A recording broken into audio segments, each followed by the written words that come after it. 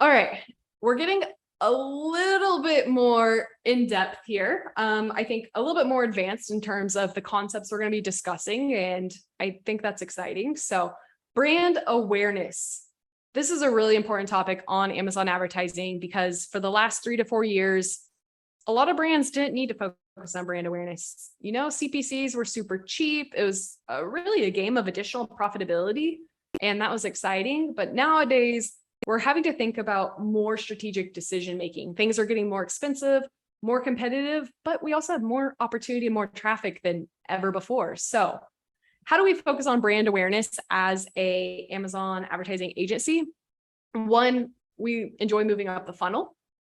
Two, we utilize the search term impression share. Three, we invest in a lot of the new creatives, custom image, sponsor brands, video, things like that. But what it really comes down to is understanding Amazon. So anyone who's followed me on LinkedIn has seen me post about this multiple times. This is one of my favorite screenshots on Amazon. If you go right now and type in Coke into Amazon, this is what you're going to see. You don't see a single Coke product because the top of search is not made of organically ranked products.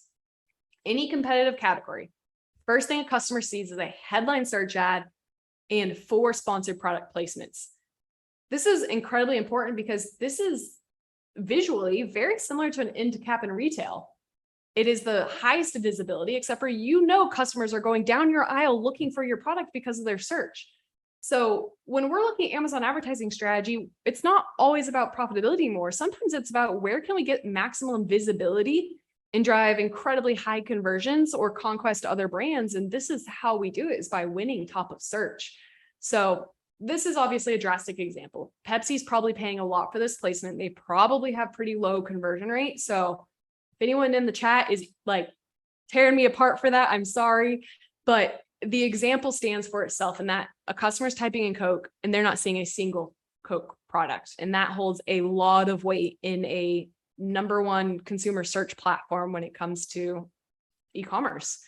So how do we use that insight to make more actionable decisions? Well, one, Amazon's recently released this new column in Ad Console called Top of Search Impression Share. Now it's on the campaign level within Ad Console, which is fun and dandy, but if you have 150, 20 keywords in a campaign, it's not fantastic data. But what it allows you to do is quickly scroll through and say, hey, for this campaign, how much impression share am I getting at the top of the page? Now, why I really love this metric is because, again, if we go up here, 90% of the traffic on Amazon sees these ads. Now, not all the traffic sees the ads on the product detail page or on page 2 or page 3. So if your ad is showing up on page 2, page 3 on the PDP, your impression share is going to be a lot lower. But everyone who sees this ad is typically going to improve your impression share. So that's really important. And that helps us make better decisions when it comes to market share plays. So using this column, highly, highly valuable, but we're able to take that a step further. And I'll talk about this sheet a little bit more later, but Amazon recently gave us search term impression share reporting. This is one of my favorite views in all of Amazon advertising. Now, it's super easy to build a pivot table around, and you can pivot on either keywords or search terms, and there's a difference in those two. But we like to set up single keyword campaigns for rank, which means I can see my search term impression share on that specific keyword. Now, it is an aggregate of all of your other keywords, of course, but this is a great way to view if like, hey, I want to win coffee. My search term impression share right now is 11%. I have a very high conversion rate. How do I get it up to maybe a 30% impression share? Well, I need to increase my bid at the end of the day. So highly recommend downloading this report. I have a few videos on how we implement it, but this really allows us to see where there's market share opportunities. A few other things that we like to look at is maybe we have high conversion, low Cpcs. So coffee, pod, dark, roast. This is a great example of, hey, I can win more market share here. 45% ACoS. I'm only winning 34%. Let's go ahead and increase my bids because I'm converting so well. On the flip side, I probably shouldn't be bidding on French roast at all because I have a 7% conversion rate, which is poor, high bid, high ACoS, and I'm winning 25% traffic when I do not need to be. So absolutely love this view. Download this report, use it for sponsored products, use it for sponsored brands where it's very clear when you're top of search and when you're not. and help it to make better decisions on the keyword level. Now, here's a quick walkthrough of how we use it. Things to look for: highest conversion, lowest CPC, low conversion, high CPC, high conversion, low search term impression share, growth opportunities. A lot you can do to manipulate this data. And we'll talk a little bit about this report later. So later is right now, I guess. So one layer of this that we really like to build in is helping us forecast how much a certain keyword costs at the top of the page. Now, this is rudimentary, of course, because you're making assumptions based off your last 30, 60 days of data, and cost per click is going to influence your impression share. For the most part, I would say your bid and your cost per click is one of the most powerful influences on impression share. Because again, if you're at the top of the page, everyone's seeing you. That's how you get to 90% impression share. How do you get to the top of the page? You bid really high. So we just built a very, very simple forecast where, hey, if our target is 90% of impression share, based off this CPC and our conversion rate and our current spend, we would need to spend almost $16,000 a day. Now, this is a baseline because more than likely we're going to have to bid a lot higher to win that impression share, right?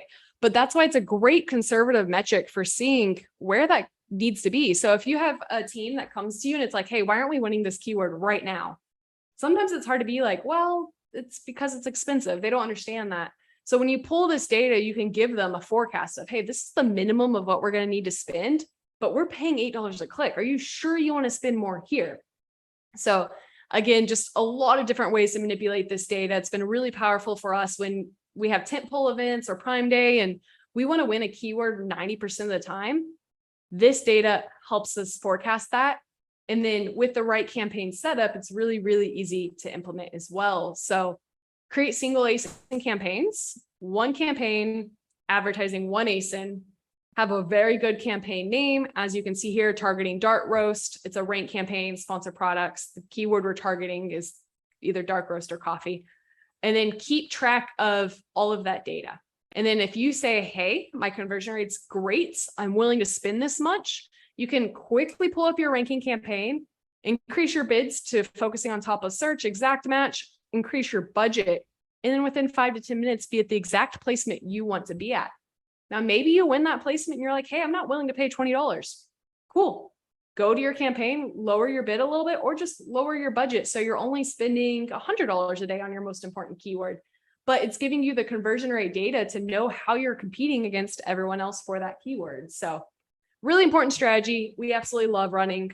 Helps us have a lot more control. And again, going back to the beginning of the presentation, 70% of our budget can go to efficiency, long tail keywords, and profitability. 30% of our budget should be going towards these rank initiatives. Now, those numbers, of course, or those percentages are very different per brand, but that's how you should be looking at it. And with the granular setup, it's very easy to control those aspects.